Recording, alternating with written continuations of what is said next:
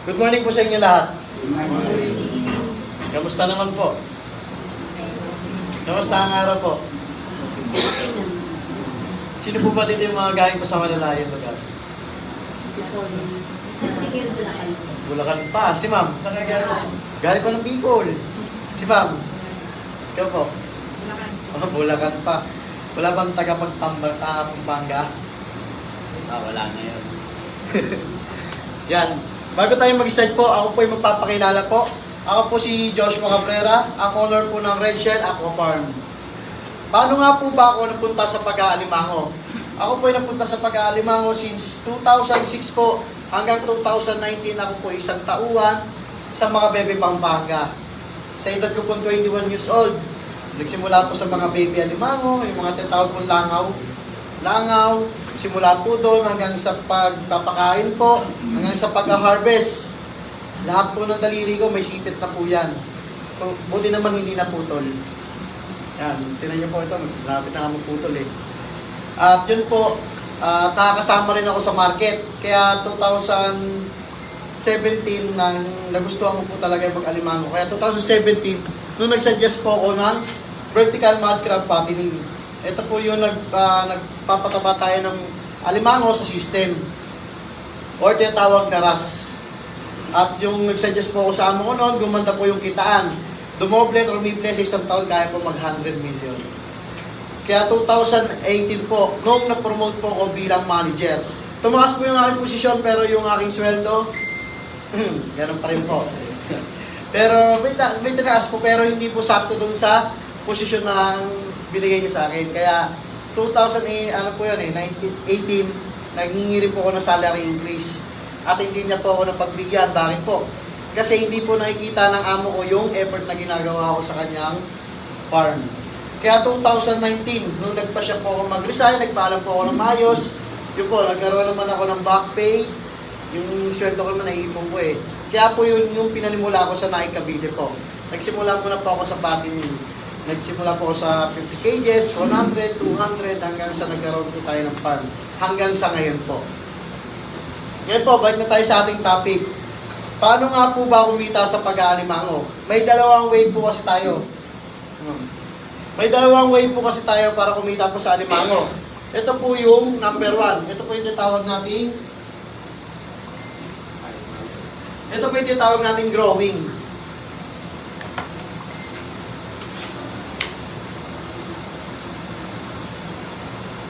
Sa growing po, dito po ay bumibili po tayo ng mga langaw. Or kung tawagin is baby alimango po. Halimbawa po, bumili tayo ng isang pirasong langaw po. At ito po ay nagkakalaga ng 1 peso hanggang 7 pesos po ang kada isa. Halimbawa po, isang piraso. At ito po ay nabili po ng 1 peso hanggang 7. O sabihin na lang po natin, gitnaan na lang natin, nabili natin siya ng 3 pesos na lang po. Then yung isang piraso na to, ilalagay po ito sa crab pan or fish pan. Tumatagal po yan ng 3 to 4 months. Sabi natin, 4 months po. Kapag tumagal po yan 3 to 4 months, kapag in-harvest na po, meron na po yan timbang na ganito po kalalaki. Around 200, 300, 400, 500 grams. Depende po sa alimango eh. May malakas po kasi kumain, masiba na alimango. May tamad na alimango rin po kumain. Kaya, ayun po yung mga tamad po, yun po yung mga rejected. Mga iniwan po. Kumbaga sa pag-ibig, iniwan. Kaya si Sir Josh ang nagmamahal sa kanila. Para maging quality po ulit. Pumarap na naman sa love life. Halimbawa po, 200 grams. And then, itong 200 grams na to, nabebenta po ito ng 120 to 180 ang kada isa. O, sabihin na lang po natin, para mabilis mo ma-compute, 100 pesos na lang po. 3 pesos po yung punan. After 4 months, may napagbenta pong 100 pesos. Kumita po ba?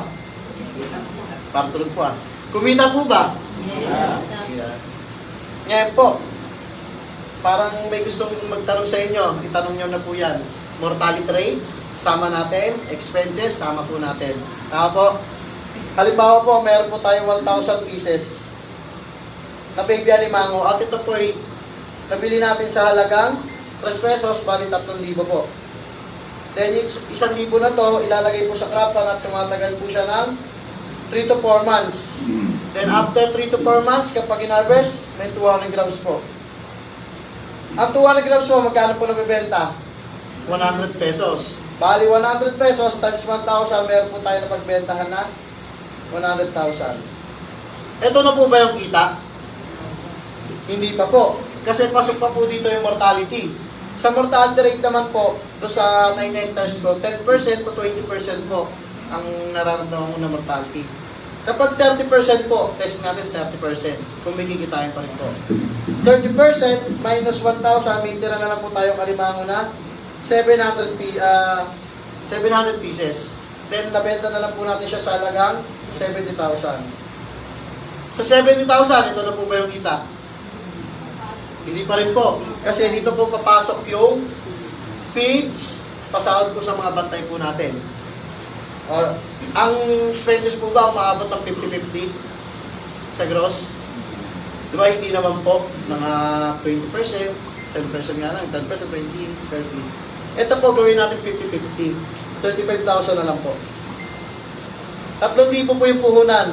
After 4 months po, may napagbenta pong 35,000. Kumita po ba? Kumita po? Kumita po. Times 10 po mahigit. Kahit ibawas po natin yung 3,000, may tira po tayong 32,000. Question po sa growing. Wala naman po. Sige, tuloy-tuloy tayo.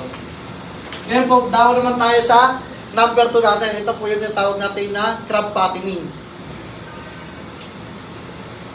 Sa crab fattening po, dito po yung ipapataba po tayo ng mga rejected na alimango, mga inayawan. Kaya si Redshell po, ang nag-aalaga sa kanila para maging quality po ulit sila.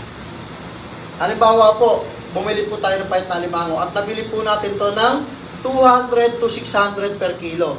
O, halimbawa po, meron po tayo 200 grams na alimango.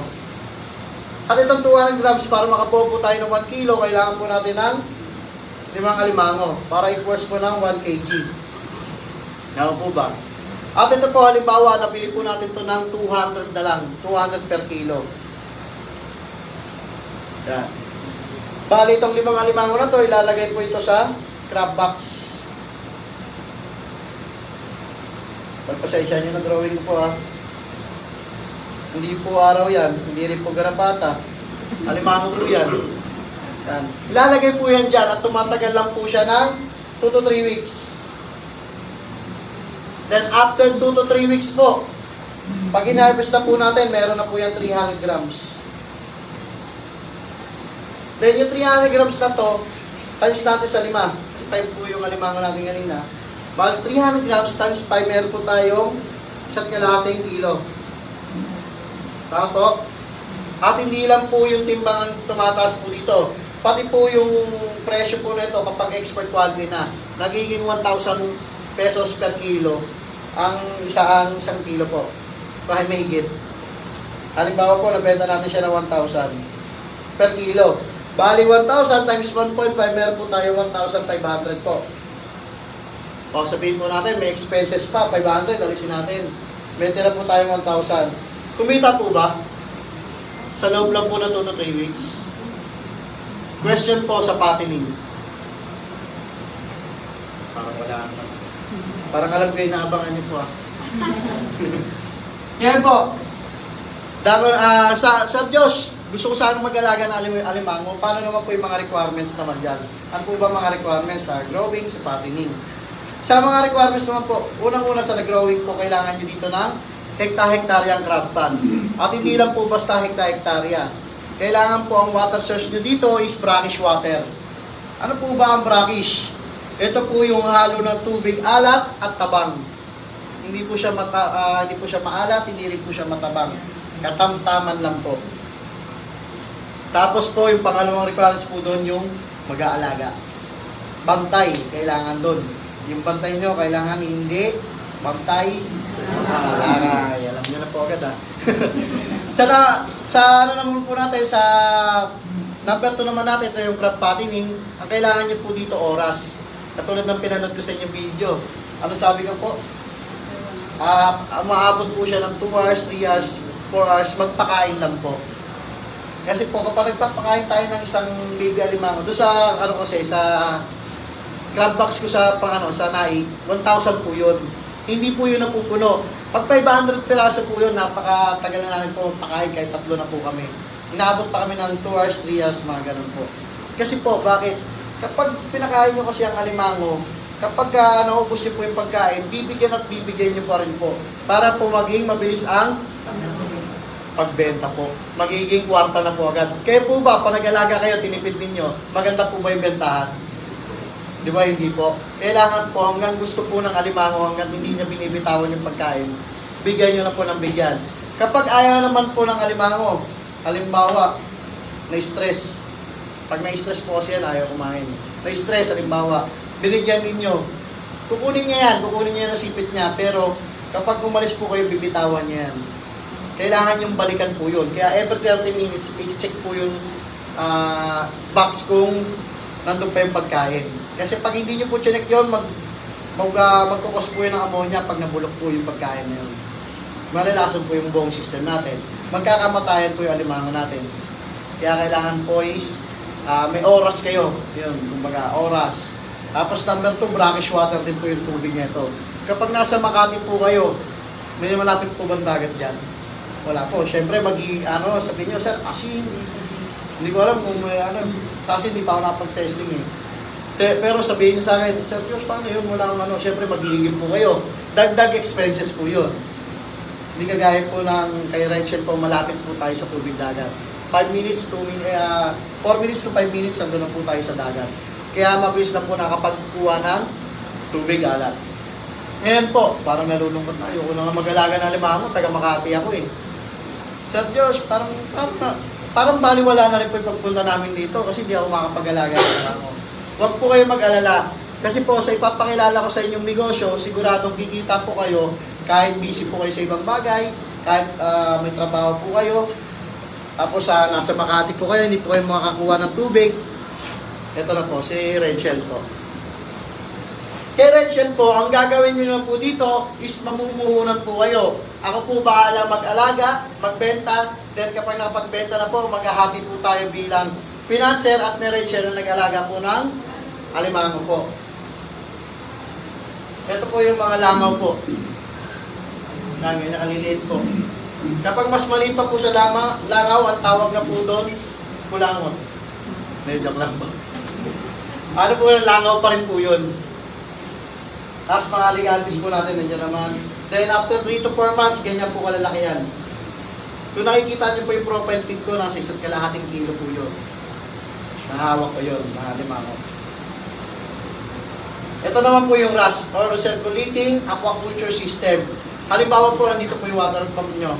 Water pump, hihigupin po yung tubig, dadaan po yan dito sa mga filtration po na hihigupin po yan ng water pump, then dadaan po sa PVC, akit po sa taas. Then sa PVC na yan, may mga butas po yan. Para po babagsak po yung tubig sa mga boxes po natin. Then sa box po, sa bawat isang box po, mayroon po taas na, ganyan po yan, may PVC po yung nakabaon na 2 inch po taas. Para pagka umabot na po yung level ng tubig doon na siya magiging overflowan. Para hindi po mapupuno po yung tubig natin. Kasi ang alimango naman po, hindi po nalangoy. Kaya kapag sino po ba nakapunta dito sa Pangasinan? Ayan, si Ma'am parang wala. Pangasinan, Nike pa nakapunta na? Hindi pa, Pangasinan pa na. Kaya sa Pangasinan po, hanggang dito lang po yung tubig nun. Kapag mababa po, hanggang tuhod lang.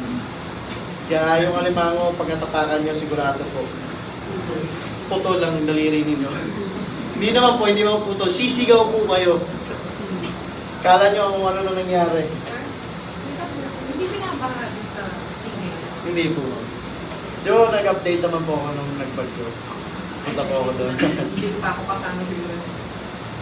Yan po. Dahil kapag umabaw po yan, babagsak po sa pangalawang box, pangatlo. Dahil sa pinakauling po boxes po natin, may nakabang po PVC po dyan. Para po, dyan po pupunta yung tubig, para pumunta doon sa punang filtration. Sa unang filtration, dyan po nakapang yung net, yung para sa solid waste po. Then mga pampalinis po ng tubig, sunod-sunod na po yan. Hanggang dumating na naman po sa water pump. Higupin na naman po ni water pump, akit na naman po. Ganun lang po ulit, kaya paikot-ikot lang po. Sa legalties naman po natin, andyan po yung SEC, DTI, BIR, MES permit, BIPAD, barangay permit po nasa baba. Ito, pinanood ko naman po sa inyo kanina. Ito po yung prepare po ng pagkain ng alimango at nagpapakain tayo ng alimango sa RAS. Yan, pinanood ko na rin po kanina, yung pang Mark Logan. Ito po, mapanood ko sana sa inyo ito eh. Mamaya po, mapanood ko sa inyo. Ito po yung pinaka-delikado at pinaka-masaya po. Bakit po delikado? Kasi magtatali po tayo ng alimango. At hindi nyo na po gagawin yun, ako na po bahalang gumawa nun. At yung mga bantay po natin. Totoo po, pag nandun kayo sa farm, pag nagtatali kayo, may marinig kayo sumisigaw talaga eh. Ako nga, pag nasipit ako, ang technique kasi nila dyan, ito, trivia lang to. Ang technique ng mga bantay ko pag nasipit, kasi sinabihan ko sila eh, pag nasipit kayo ng alimango, huwag kayong sisigaw. Hintayin nyo munang bumitaw. Kapag bumitaw na yan, tsaka ka sumigaw. Para hindi ka nasisipitin ng gusto. Kasi pagka nakaipit, syempre hilahin mo. Lalo hipitan ng alimango yan. Sabihin niya, aray, pag sumisigaw, aray. Napakasakit po talaga. Alam niyo po ito, kaya niyang basagin to. Yung PVC nga natin na kulay doon na yan, kaya niyo pong basagin yan, nakakailan po ako yan. Yan po, sa Pilipinas po may 4 na klase po ng alimango. Meron po tayong king crab, red crab, native crab, green mud crab po. Ang pinapatinig po itong tatlo.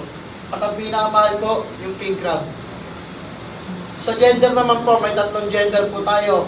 May lalaki, babae, bakla. Ang tawag po talaga dyan sa bakla na yan is dalagang alimango. At siya po yung pinakamasarap sa lahat. Kasi nasa kanya po yung pinakaligid.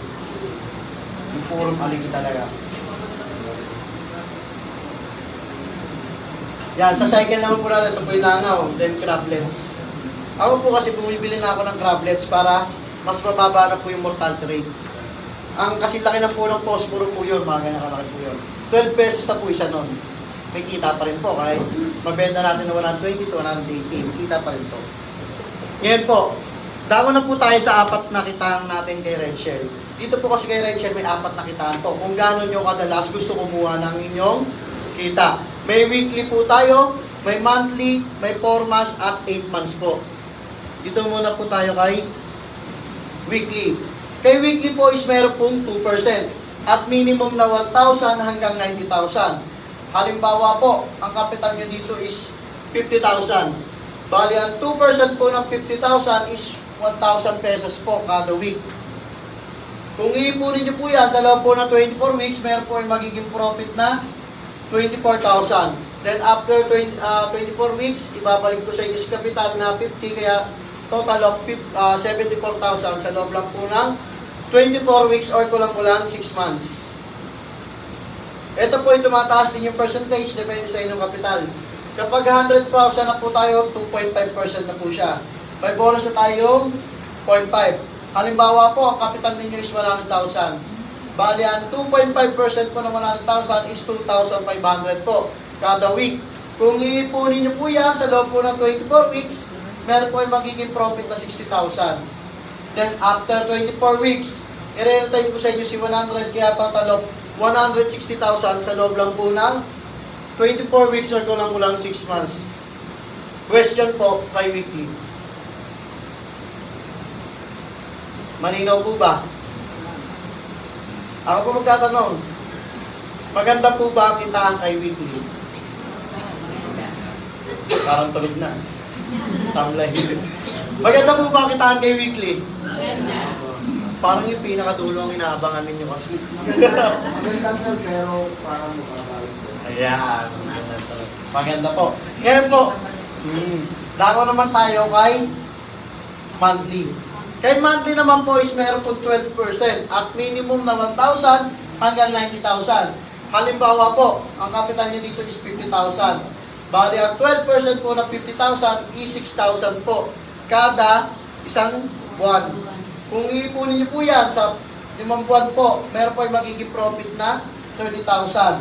Then after 5 months, ibabalik ko sa inyo is 50, kaya total of 80,000 sa loob lang po ng 5 buwan. 5 months duration naman po ito.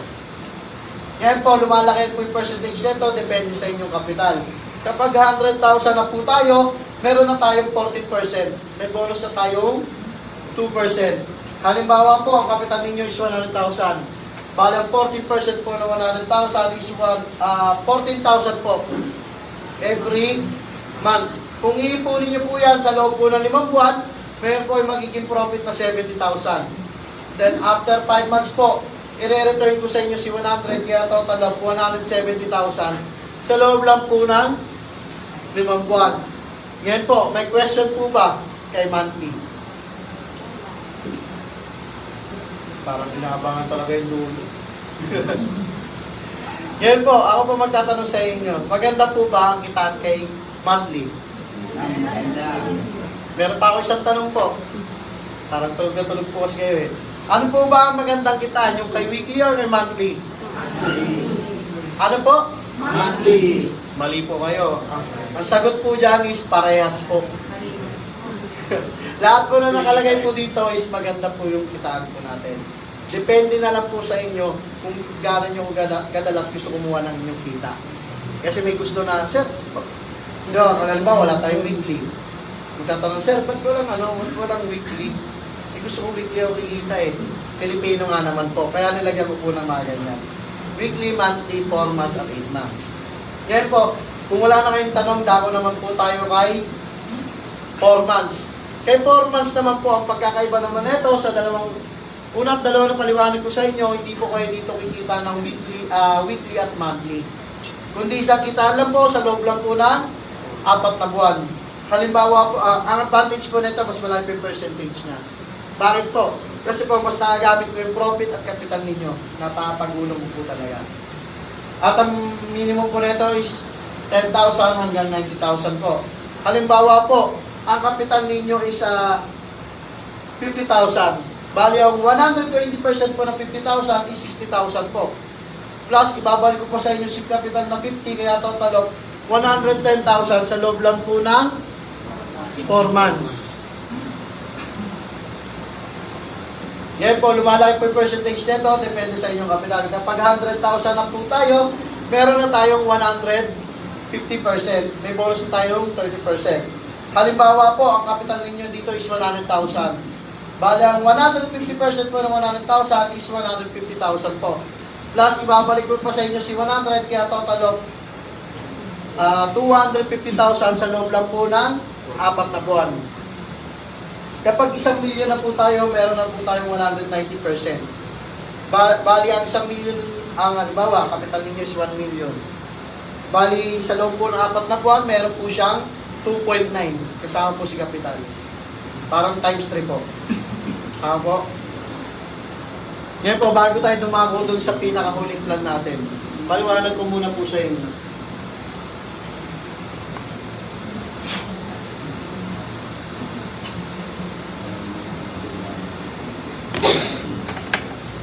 Ang 1 million po nagiging 2.9 po sa loob po ng 4 na buwan. Halimbawa po, example ko lang ha. Halimbawa po, 100,000 po yung kapital ninyo. Times 3. Equals po ng 300,000 sa loob lang po ng 4 months. Ngayon, kung 4 months po yung pinili ninyo, pwede nyo na agad withdrawin si 300,000. Halimbawa, winidraw ninyo, tapos kapag isip-isip nyo, wala naman akong gagawin sa pera na to, 300,000, may pera pa naman ako. Ibabalik ko kay Sir Josh. Sir Josh, yung 300,000 ko, gawin mong times 3 ulit sa loob po ng 4 na buwan. Para magiging punan po siya. 300,000 times 3 equals po siya ng 900%. Ay, 900,000.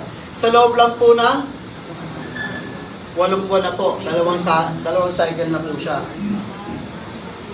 Bali, meron na po siyang 900%. Ganyan po.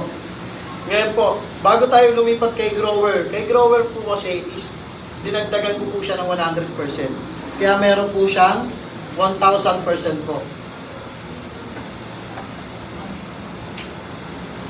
Yan po si grower. Meron po siyang 1,000% at sa loob lang po ng 8 buwan. Ito po ay lock-in po siya ng 8 months.